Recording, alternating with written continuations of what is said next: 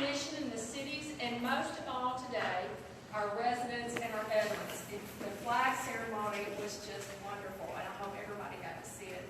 So let's just give those folks and Congressman Blackburn a warm welcome.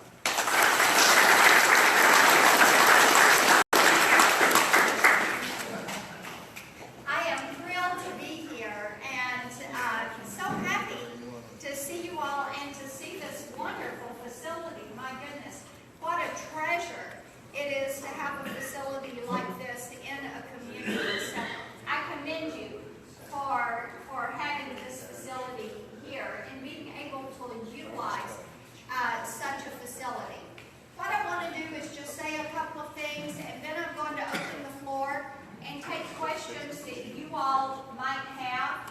I think everybody is probably watching a lot of TV and keeping up with what's going on in the race for president, and certainly that's an important one, and one we're going to hear a lot more about from now to November. And when the Olympics get over with, I guess we'll go back to the political Olympics and see what is going to end up happening there. A couple of people for you to meet. Steve Albrook is our senior advisor. Steve is in and out of the county on a regular basis. He loves working and being down here regularly, and he can help direct you if you've got casework questions. Also with me today, Stephanie Wheeler, who is from our DC office, and we are delighted that she is able to be with us. She's loved being in the car and continues to remark about how every drive out here is a scenic drive.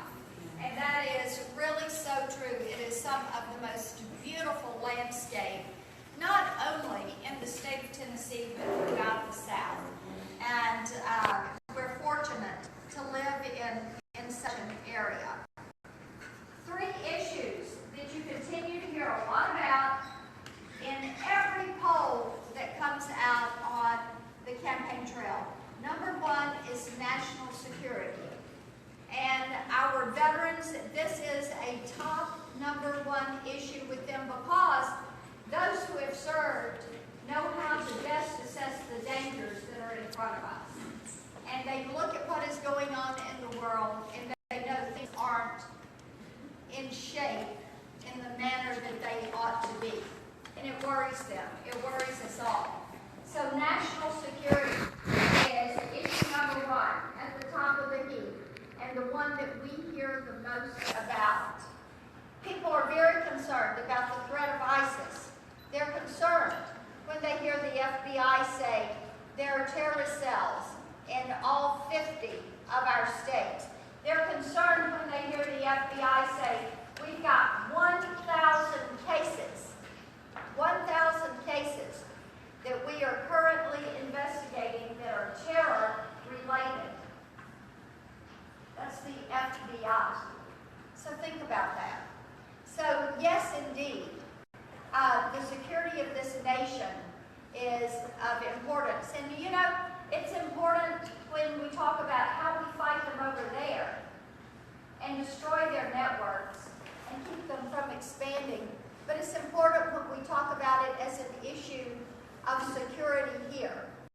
We are living in an age when our local police and sheriff and our firefighters, all of our first responders are on the front line in this war. And it is a war. Terrorism is a war. That's what we're fighting. And when you have incidences like Boston and San Bernardino or Orlando, Chattanooga, you know that this is something that affects us in our communities where we live. And so we appreciate the work that our first responders are doing. They never know what is behind that closed door when they go to answer that call. So terrorism, national security, number 1 issue. Number 2 issue, poll after poll, jobs in the economy, the economic security of this country. What is going to happen? Why do we not have jobs growth? Why do we not have wage increases? Why are we not seeing that robust GDP want to see. And a lot of times it comes down to the federal government spends too much money. And we have $19.3 trillion in debt right now. And we have people in Congress who will not join me in cutting even 1 penny out of every dollar we spend in order to get this nation back to a pathway to fiscal health and responsibility. Not even a penny out of a dollar. And people are concerned when they see those numbers and see that impact. So we're right to have that economic security as our number 2 issue. Number 3 issue, retirement security. What's happening with Medicare? What's happening with Social Security? What is happening to the nest egg that you work for and you save for so you have it when you do retire? What's happening to pension funds? What's happening with retiree benefits from companies that are beginning to say, well, we can't keep our doors open any longer. So those promises that were made need to be promises that are kept. And this is something that we hear about as we are out and about and in our district. So those are kind of the top 3 issues that are there that we hear about. I will tell you all, I love representing you in Congress. A big part of my job every day is solving problems. We like doing that. We like getting rid of red tape and getting the federal government out of your way so you can go ahead and do what you want to do. Whether it is someone who is in small business manufacturing, or banking, or financial services, or retail, it doesn't matter. Our goal is to help facilitate the type of environment that you need to do what you want to do and to accomplish your version of the American dream.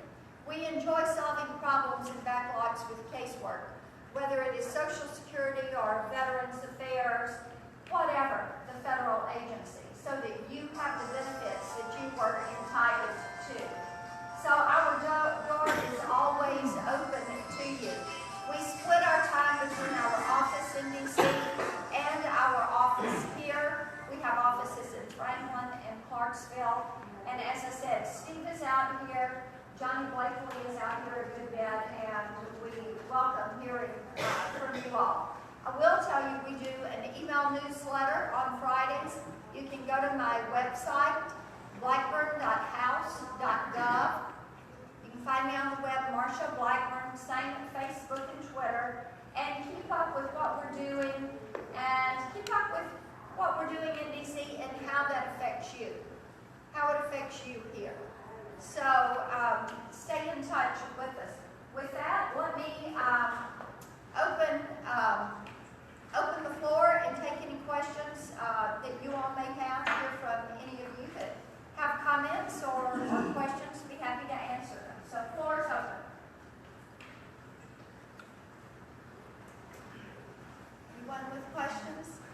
Yeah, how long is it going to ever take to get the Republican Party united again after what we've gone through this last 6 or 8 months? How long is it going to take to get the Republican Party united? I don't know. But if it were up to me, they'd be united today. I would say stop thinking about yourself. Think about the Constitution. Think about the good of the nation. Think about the policies that we need to take action on. And when I was growing up and I would get upset about something, sometimes my mother would say, you just need to get over yourself and put it behind you and move on. And I think that's where some people are right now. They need to get over themselves, put it behind them, and move on. We've got a country to save. Right. Anyway. Thanks. Good to see you. Yes. All right. Anybody else? Question? Shirley? Do you have any questions about how we're going to actually resolve Common Core and what it has done to education? My hope is that with the new administration, we will just zero out Common Core. And a lot of this, and Joey, there's Joy, we've talked today on a couple of different issues that need to be sent back, looking looking at welfare benefits, looking at Medicaid.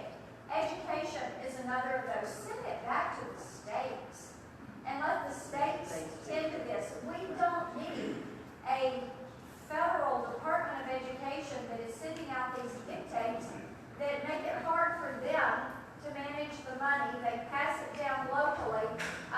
Then, you know, the mayor looks at it and says, well, we've got to figure out how we're going to put all this together with the school board. The school board looks at it and says, well, we've got to figure out how we can ration out the resources to our teaching teams because we've got more paperwork to do and less classroom instruction time, and we have to go give tests 45 days out of the year when we could be teaching. So it's upside down. And, you know, Shirley, I think the best thing is just to say, let's strike it, let's send the responsibility back to the states, have a few basic requirements, and then be done with it. Without just saying, the same thing you have is under a different name. That's right. That's what I see coming down the court, down the way. That's right. The same We thing don't you need the have. federal government We giving gotta us just the say, dictates. it's just that we give it a different name. That's right. That's We right. have to get rid of it and put the school board back in charge of the principal. That's the their local job. school. That's what they're That's what elected to they're do. elected to do. Some decide to hire the principal. That's all ours get to do. Yeah. They do get to hire the principal, and that's about it. Yeah. That's right.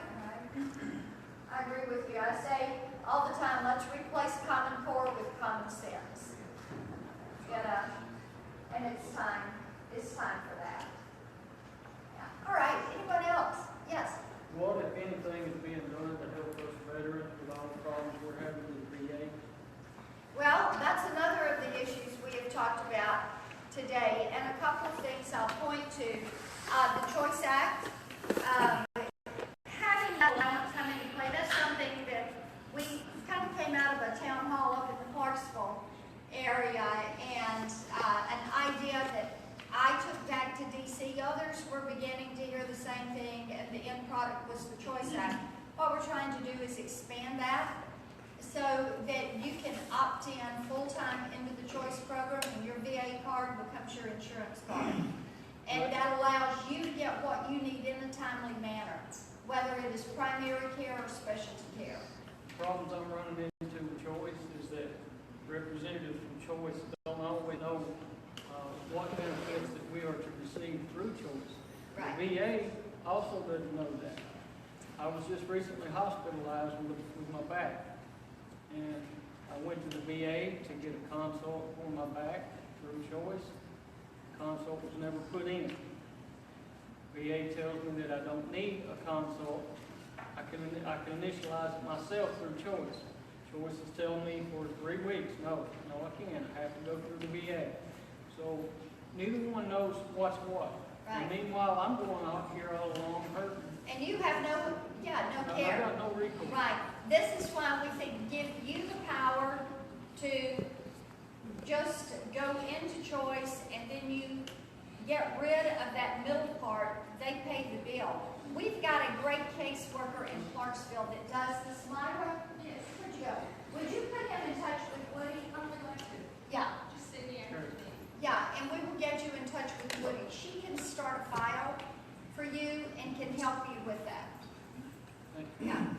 And then, as we continue to work to pave the way, what we're trying to do is give more choice and options. And like with guys that are going to retire out in the next few years, let them immediately opt into the Choice program, use their VA card as their medical card, and their insurance card, just like it was a Blue Cross card. That would be a big help. Thank you. Wouldn't that be a big help? We think it would too. We do. Yes, sir. I don't want to start bandwagon, but I don't even know this gentleman, but myself as a veteran, went to the ER with a heart problem, went in to see my doctor, which I had on choices. They called me before I got a chance to call them the next day and drop me, and said that it was too much paperwork and it took too long to get paid. So now I'm back in the process, waiting 2.5 months for a follow-up for a heart problem. And I think we need to help the doctors expedite their side. That's on right. Our side. And that's why we think cleaning it up and easing this process. But we can get you to Woody also and see about helping with that, getting some answers there. And Myra's got all her contact. Just tell me after the meeting. Yeah.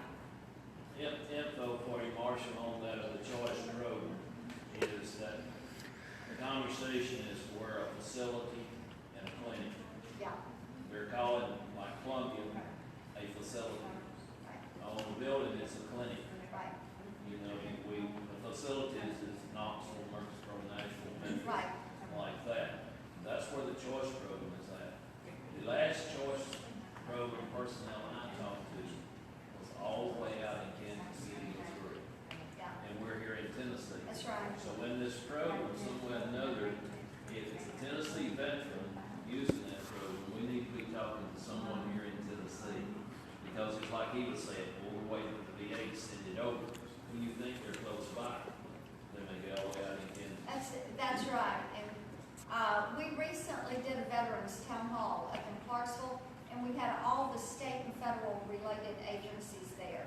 And this is what the stovepiping that they do of their communications and the need to flatten out that system is one of the things that came up. I tell you, we have a great veterans commissioner here in the state, and she is in behind some of these issues and trying to work with us to help resolve those issues.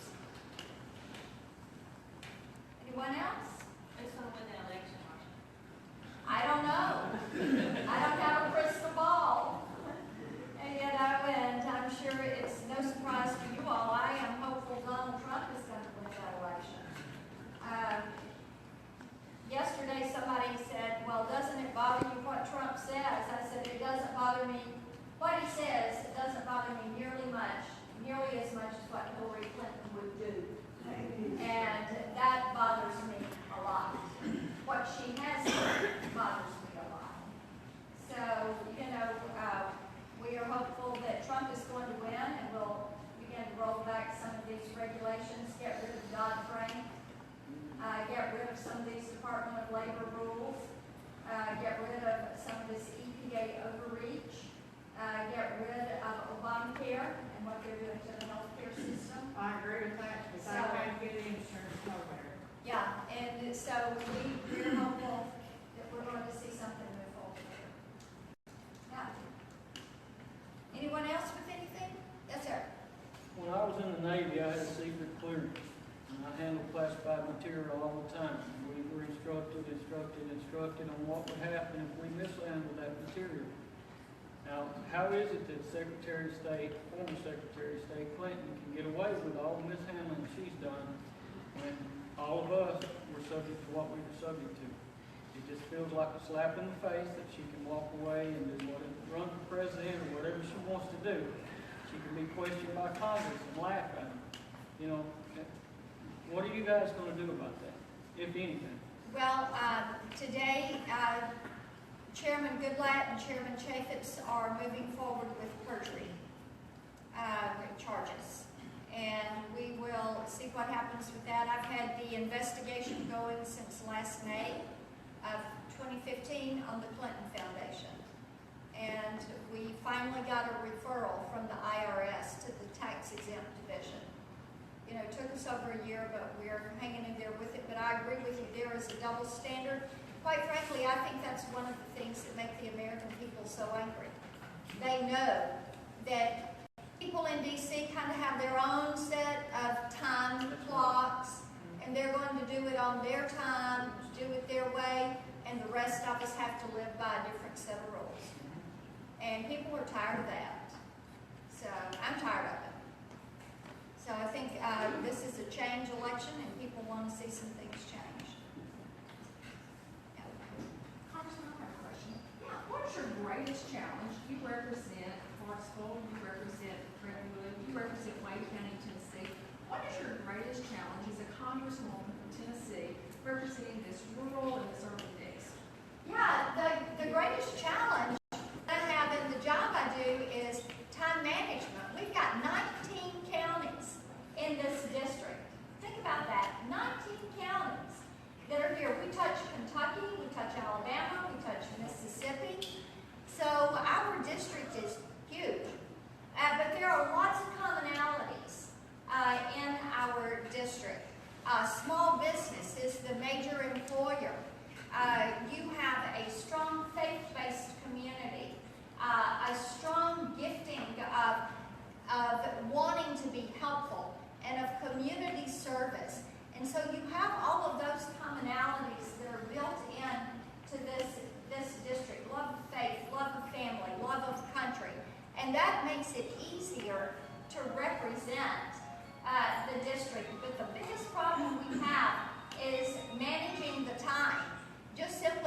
the amount of time it takes to drive from Lawrenceburg all the way to Dover. You know, think about that. And how long it takes to get from one part of the district to another. And then, you know, the workload that is there. When you've got 19 counties and you have 76 boards of mayor and aldermen in your district, and you're dealing with the impact of all of these different entities, it just takes a while to get through that and work through that. But we've got a great team and a great staff, and they're constantly focused on the needs of the district. All right, one more question before we take off. Anybody? Well, thank you all for, this is gorgeous, absolutely beautiful, so thank you for doing this. Myra, thank you for the opportunity. Thank you to each of you for being here.